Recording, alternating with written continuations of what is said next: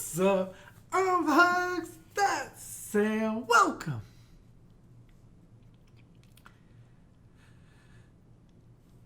Oh. To HUGZ. Sam, she just got slapped by the entertainment value. Today we're jumping into The Legend of Korra, Book 1, Episode 10. Last we left off.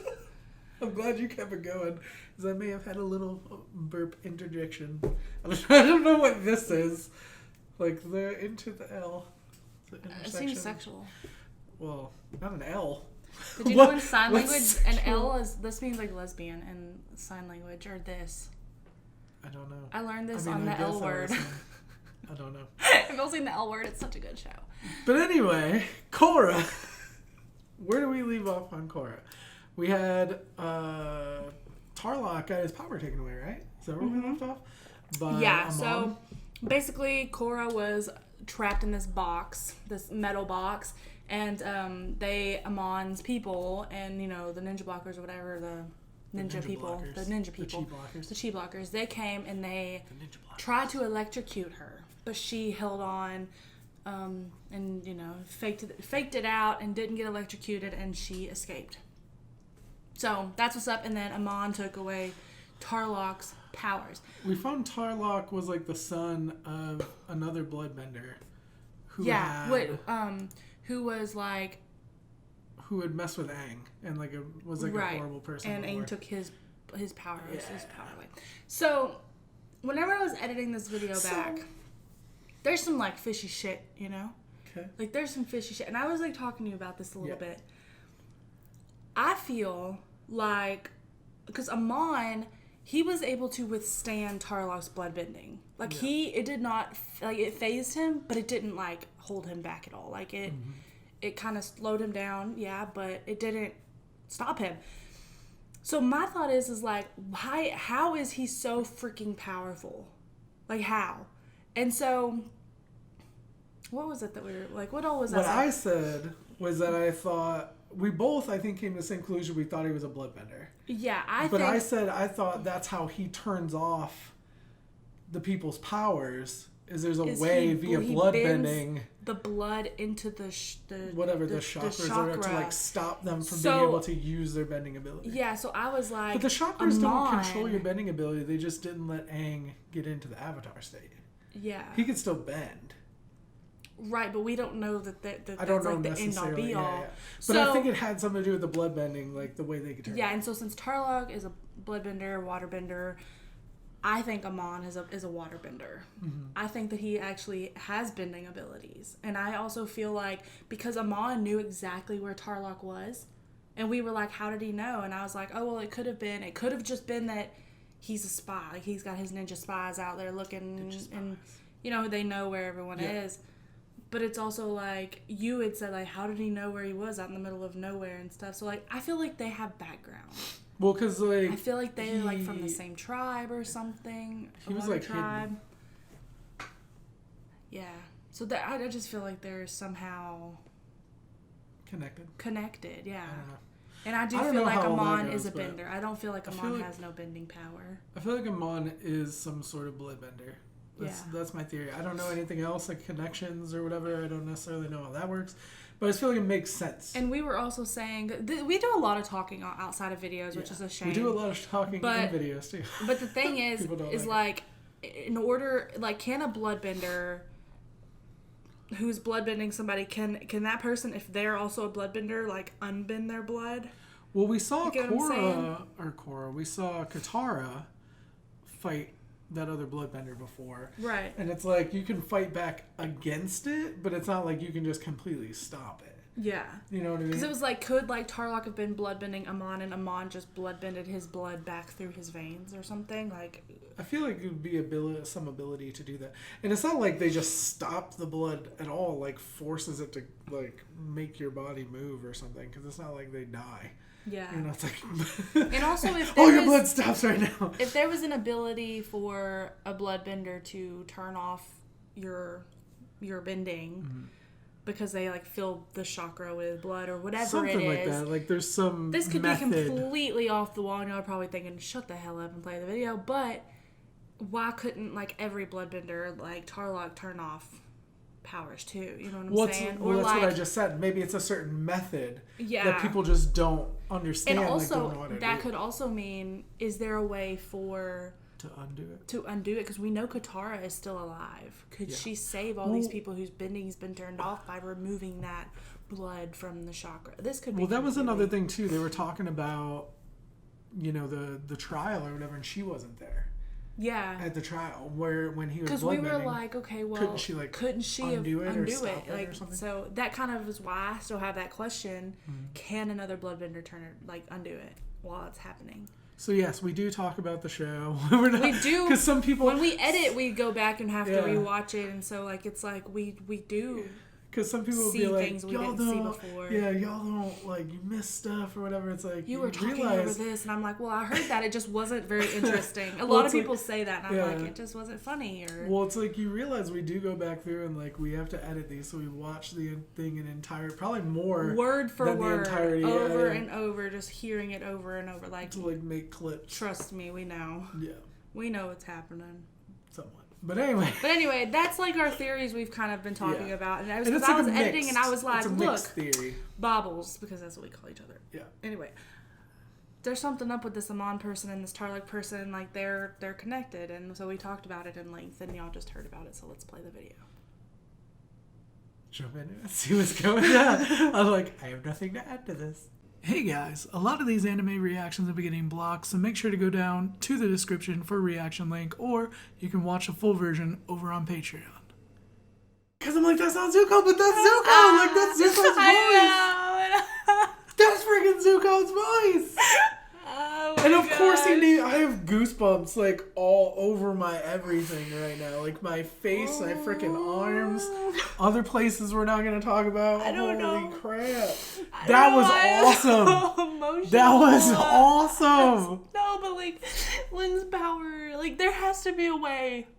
I have no doubt that there'll be a way that they can replace it. My God. Like, that's why I feel like it's some sort of bloodbending that can be, like, undone. It has to be a way to be undone. Oh my God. And that was so epic. No matter what happens to me, like, don't turn back. Like, oh. And then she, like, wouldn't give up the location of Korra. No. Because That's she, so like, awesome. She sacrificed her bending I also for love that. Milo, Like, oh that lady is my hero. I don't know why I'm so emotional. Wow. And that's so cool that's freaking Zuko's voice. Oh my That's so cool. Because at first when I saw him, I was like, when they showed the face, I was like, I feel like we should know who this is because of, like, how they had it cut off. And then when we saw him, I was like, it doesn't look familiar. And I was like, that's freaking Zuko's voice. At first I was like, is this Zuko's like voice. Mako's brother or something? Because it kind of looks like Mako. Like, well, we had said that before, that they kind of look like an amalgam of the other male characters before. Like Sokka-ish and Zuko-ish. Damn. That's crazy. Oh my god. That's crazy. And I love that his kid is named Iroh. I know. That is so cool. Like, oh my god. That's legit. He actually looks like super young compared to the other ones. Like, he might even be his grandkid. That's what I was Because he seems the same age as, like, Korra and Mako in them, and Tenzin, who's Aang's kid, is, like, much older. So I wonder if that's, like, his grandkid. Or he just, like, looks young. Oh, man. That's awesome. There was so much ahead. There's a lot of emotional stuff, but also, like, some epic stuff. Like, the baby being born, and freaking Lin defending the family on the island. And then, like, I don't know. We also have, like, the relationship drama going on. And then we have freaking Lin getting her bending taken away. Lin cannot lose her bending forever. Like, and then we were like, can we trust the, like, large forces or whatever, like the global whatever they call it, the whatever forces? Yeah. Yes, we can. Yes, so, like, we can. The thing is, well, I was wondering if we trusted that they got the message. The message, yeah.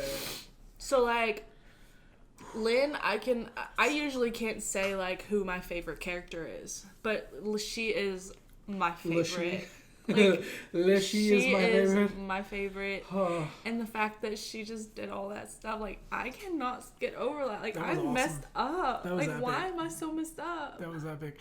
I also, like, what I mean, is wrong with me? I don't even know. That was good. That was good, though. This was, like, the best episode. Yeah. It had everything. My heart hurts. It had great emotion. It had really epic battle scenes. It had like some of the best comedy. I mean, if you have fart bending, like that just has that was me. hilarious. Yeah, like, he was like, eat my berries. What did you say? Did you say? I heard eat my dairy or taste my dairy or something. I was like, hey, dairy does that to me too, I thought he was like my berries. I don't know, but I'm like, dairy does that to me too, man. I could bend some. I could bend some parts. That was awesome. That was great. Well, like, that was the coolest part, too, is, of course, like, Lynn is, like, really badass, and, like, she was handling all these people. And she was just, like, what she said, and she just flew off, and it was, like, well, no, I'm talking about the battle before that. I'm talking about when she was fighting all of them on the island, and I was like, man, she can take so many, but, like, not all of them. And then the kids come out, and, like, that was just so cool. It's like, I was wondering, like, would they do anything to hurt the kids? Like, would they fight them back? Well, and that's what Tenzin said. He's like, you let them fight? I was like, she didn't really have an option. They just kind of came down whooping ass. She was like, y'all need to get back inside. And they were like, nope. Yep. You're getting screwed out. Well, and I like the way that she was like, I would have been toast without them. Like, you should be proud. Like, I just felt that was really cool. Like, that she gave them a lot of credit for saving her ass. Well, my favorite character just lost her bending, so there has to be a way for it to come back. Like, even more so than when we our discussion before this episode, we were talking about how we think it could come back. Better. Is it just me, or does it feel like in this show, like, Korra is much less of a centerpiece than Aang was? Oh, yeah. Like, to the overall show? Like, because you would think, like, oh, well, Korra should be your favorite character, because she's like, but it's like, nah, she's not, I just feel like they treat her much more a part of the ensemble cast than, like, I mean, Avatar was like that, but not as much. I felt like it always was more Aang-centric. And, like, this does come back to Korra, but she just feels like a piece of the overall puzzle. It's like everyone's so equal. It's like there's not a main character. But I feel like it's also because she's not fully the Avatar yet. Like, of course she is, but she's not like a fully powerful, like, Aang grew into his power as well. She's kind of like not the type of person that I would hang out with. You know what I'm saying? Would you hang out with Aang? Yeah, like chill, nice, respectful. Is she not chill and nice? No, she's kind of sassy. She's kind of B-word. You know what I'm saying? Like, I'm not gonna lie. Like, I don't know. She's matured a lot since we've started this show, I will say, but she kind of like rubbed me wrong in the beginning. She's kind of a B-word. See, I think the reason too is, like, she's from like a water tribe, right? Mm-hmm. But she appears to, like, I don't know. She seemed very quick and very strong in her firebending, and I think that shows, like, her personality, right? Because she has that kind of explosive, like, quick temper, and, like, that's why she's much more adept at fire than, learning air and the spiritual side of it and all that. Yeah. And I think that just shows in her personality, and I think that we're gonna see that it's a reverse of Aang. Like, it literally is. Yeah, the opposite. And that's kind of why I'm saying, like, I'm more of like an Aang person. Well, I think as she, like, learns more about the airbending and connects to Aang more in her spiritual side, like, we'll have, whereas Aang had to get mad and, like, get, like, strong and fierce to face what he was facing, like, and kind of grow up and, like, move out of that kid sense. She has to find that part of her, to that, like, center her, like, to kind of bring her down and calm her a little bit. And I think the more she does it, the more I like her. The more I will continue to like her. I think it's intended to be that way. Yeah.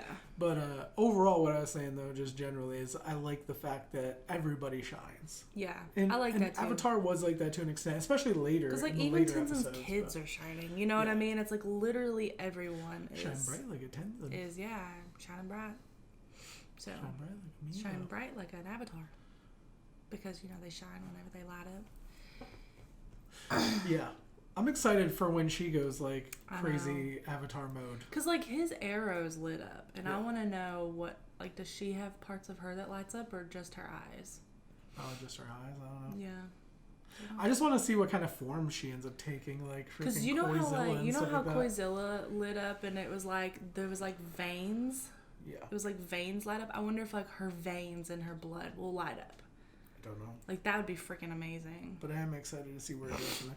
All right, but let us know what you thought in the comment section down below. Very intense episode, very emotional episode, very funny episode. Like it if you did, sub if you don't already. Shout out to our patrons watching the full and early reactions up on Patreon. Thank you so much for your support. You really don't know what you mean. Thank you for watching the full version of me cry. We'll be back with more videos soon. We love you guys. Bye.